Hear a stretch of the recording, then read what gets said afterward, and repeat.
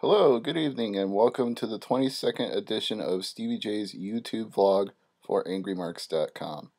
First of all, I want to say thank you to all of the people who subscribed to this YouTube channel over the weekend. I know that's in large part due to my coverage of UFC on Fox 6 for the Wrestling Observer newsletter, so I have to say thank you to Dave Meltzer and Brian Alvarez, because without them, my covering that event would not be possible. So a big shout out to both of them. And again, thank you if you just subscribed to the channel because of those videos. But I got good news for you. We have more than just MMA coverage at AngryMarks.com.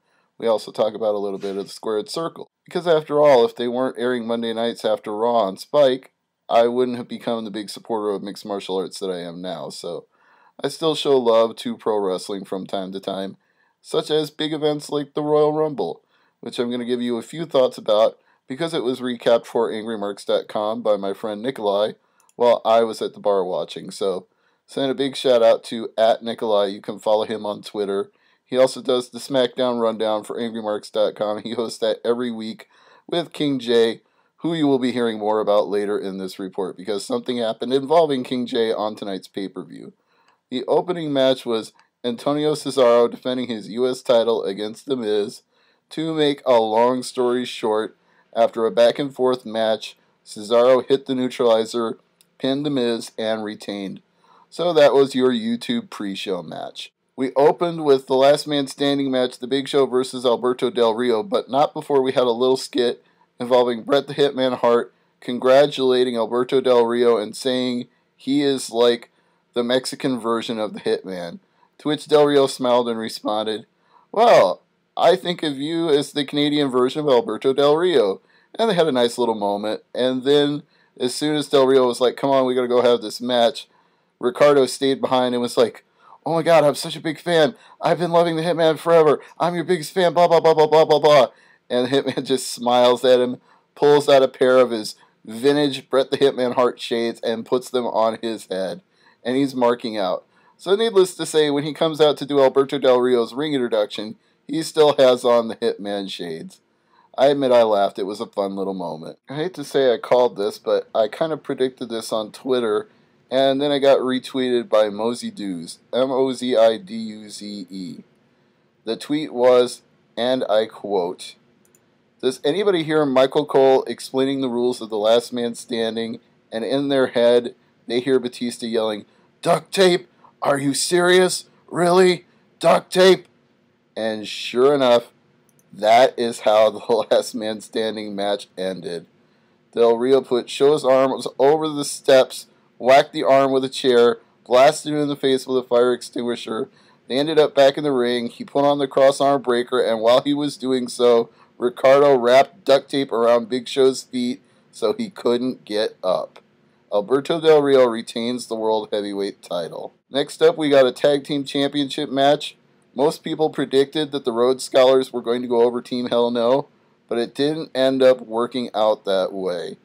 Daniel Bryan was able to get on the no lock or the yes lock, whichever you prefer, and tap out Damian Sandow, so Team Hell No retains. Next up was the 30-man Royal Rumble match. And the biggest news early on was that Chris Jericho came out number 2, blew up Phoenix, blew up the chat room, blew up Twitter. Everybody was excited to see Chris Jericho. After that, I'm going to give you the order of entrance, not the order of eliminations. For that, you can go to AngryMarks.com and read Nikolai's report. But there were some surprise names that came out, so I'm just going to give you the list of who it was, and then we'll talk about the final 5. Cody Rhodes was number 3, Kingston was number 4, Santino Marella was number 5, Drew McIntyre was number 6, Titus O'Neil was number 7, millions and millions and millions of dollars. Goldust was number 8. David Otunga was number 9. Heath Slater 10. Sheamus 11. Lord Tensai was number 12.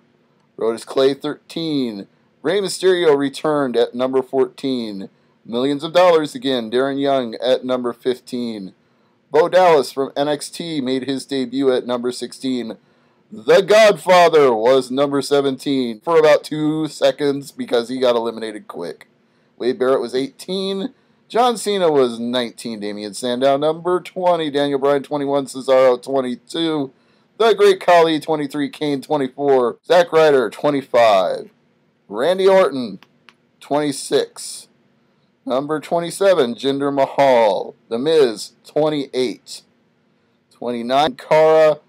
And last but not least, Ryback came out at number 30.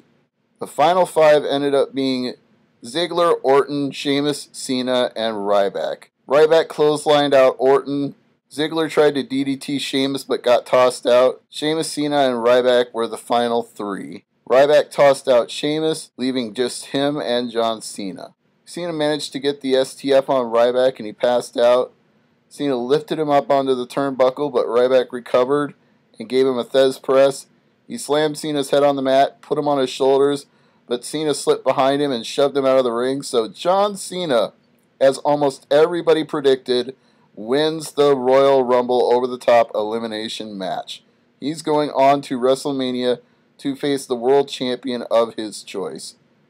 And that, of course, led us to the main event of the evening for the final hour of the pay-per-view, CM Punk versus The Rock. Now, to recap, the entire match would take too long, but here's the important stuff that happened right at the end.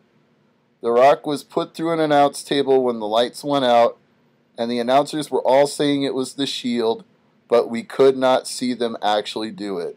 When the lights came back on, Punk was in the ring and The Rock was down and out. Punk threw The Rock back into the ring, covered him for 3. It looked like he was going to retain, and the pay-per-view was over. But Vince McMahon came out to make the save. He said, "Your celebration is over. I told you the Shield, if they got involved, I would strip you of the title.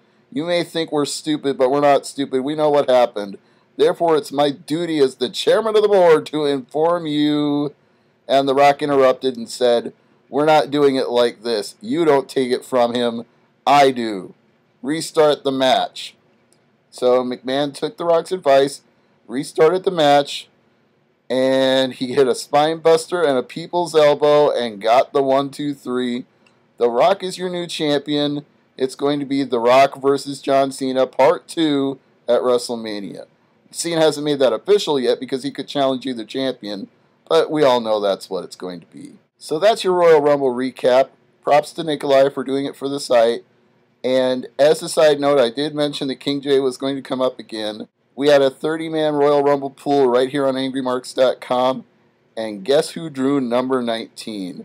Our very own King J from the SmackDown Rundown. And since John Cena came out number 19, he gets the prize pack, a Bloodstained Memoirs DVD, and an Evolve Wrestling DVD courtesy of Dragon Gate USA and Gabe Sapolsky. So congratulations to King J, unless he wants to defer to the second place, but I think he's accepting the prize. So that's up to him. But for now, this is Stevie J signing off.